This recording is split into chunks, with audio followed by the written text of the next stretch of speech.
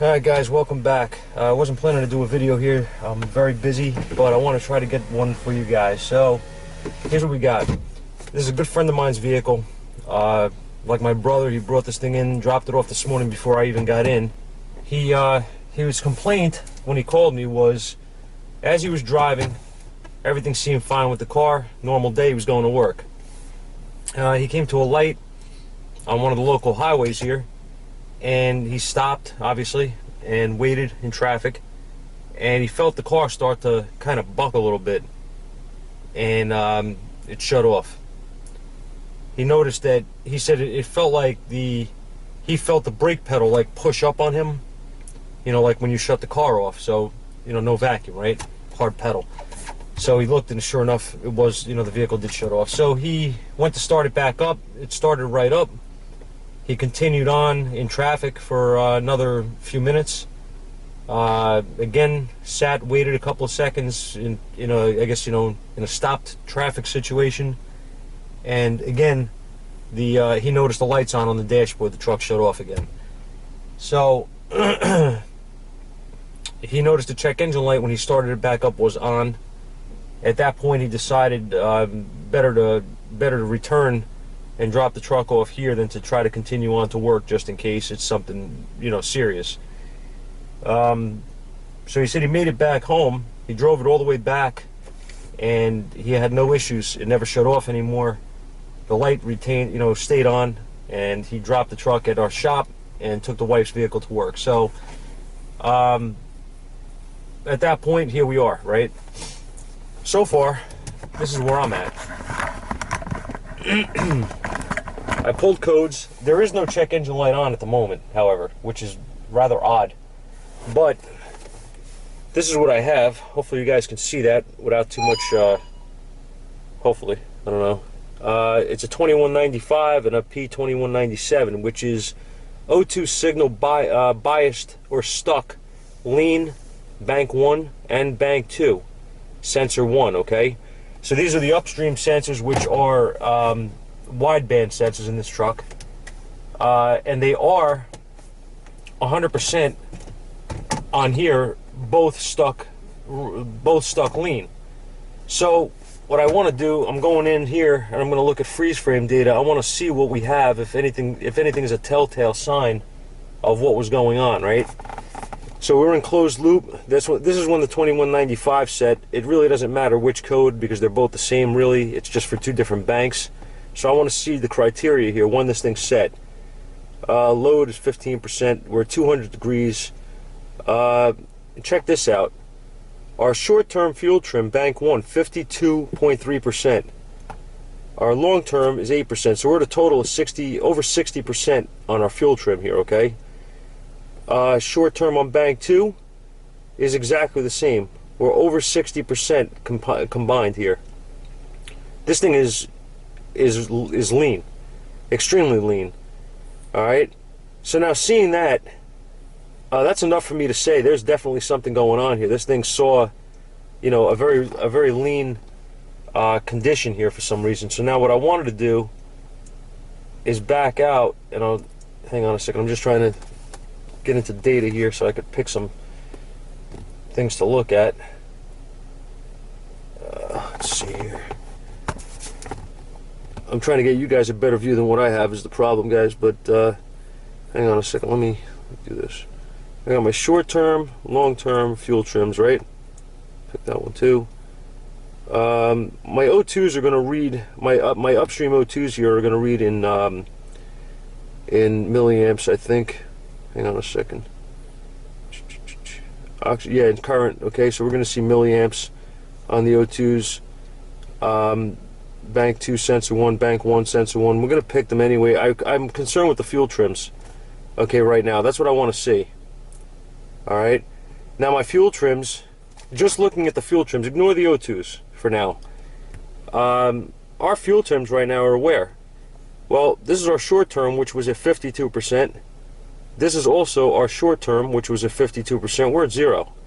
Look at our long terms. 5, 5.5, 7. We're good there.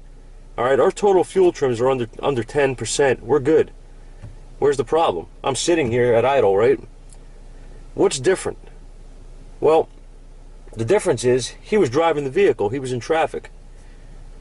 My vehicle right now, this vehicle right now is in park, and I'm not on the brake.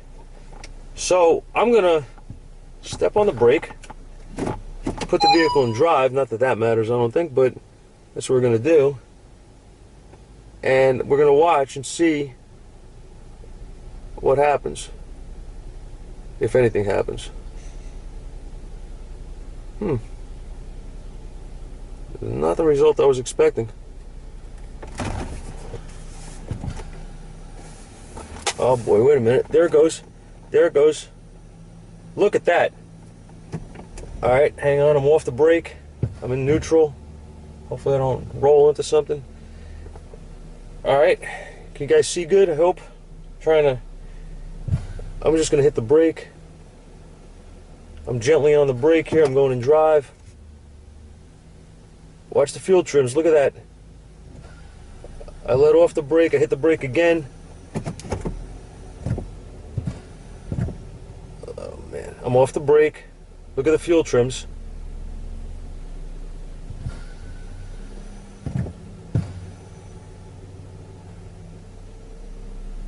This time it didn't do it. It sealed that time. We got a bad booster. See if I can get it to do it again. Yep. Oh, now it's working.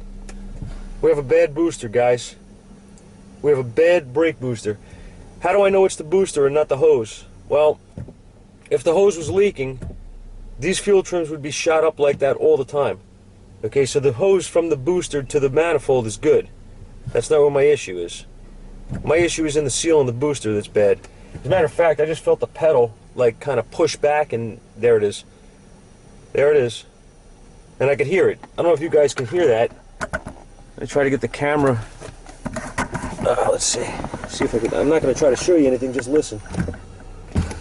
You hear it? We have a bad booster, guys. Now, this thing's probably going to suck to change on this thing. It's an Edge. I don't know. I've never done one. Guess we're going to do one now. I got to get the VIN. And I'm going to call Ford, and I'm going to order a booster for this thing. Now, the whole point of this video, guys, is that I'm trying to show you, that was pretty cool actually, but I'm trying to show you how important it is to, damn, I got a spider in here that's very large. Pay attention, pay close attention, guys, to what a customer says, okay? He was driving the vehicle, he was in traffic. Think to yourself, what's different? If you pull a car into the bay, you could have this thing idling all day looking at fuel trims and looking at why this code's set. You're not going to find anything. It's never going to do it. You have to be in the vehicle, and sometimes it's not. Now, right now, I just did it. It's not doing it. I don't hear it hissing, and I don't feel a difference in the idle in the truck. Okay? So, at times, there it goes. There it goes. Now it's doing it. So, you would sit here and look at what? What are you going to fix? What are you going to change? You're going to start throwing parts at it?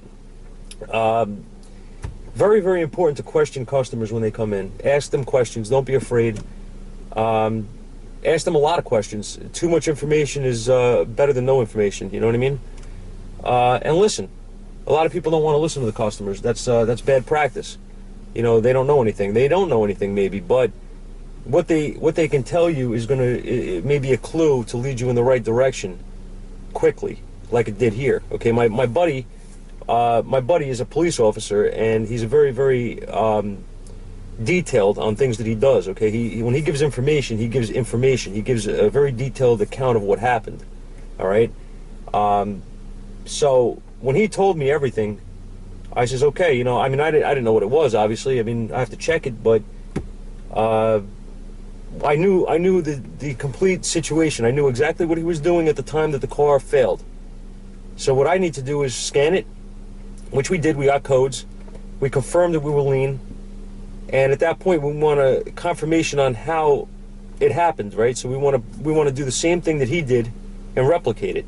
And once we did that, we had no problem finding out what's going on here. If I would have sat here in the car, stood outside of the car with the scan tool, and I'm reading my scan data, I'd be scratching my head, right? Because I'd be saying, well, the fuel trims are good. How come the fuel trims from freeze frame were 60%? I don't know. Maybe the mass airflow is going bad. Maybe the fuel pump, driver's not working properly, or the pump is failing and it went lean, and maybe this and maybe that. You could think till the cows come home that it could be this and that. I mean, you didn't see a vacuum leak at idle, right? So it isn't you know what I mean? You didn't see high fuel trims at idle, so it's not a vacuum leak, right? It is a vacuum leak. It's a booster though, and it's only leaking when you step on the brake. So that, my friends, is why it's important to listen to customers. I'm not going to film this because this thing looks like it's going to be a real pain in the ass to change, but I'm going to put a booster in it if I could get one today. If not, I have a lot of other stuff to get to, so I really can't really film right now too much. But I hope this helped somebody. I hope it made sense. Thanks for watching. See you guys soon.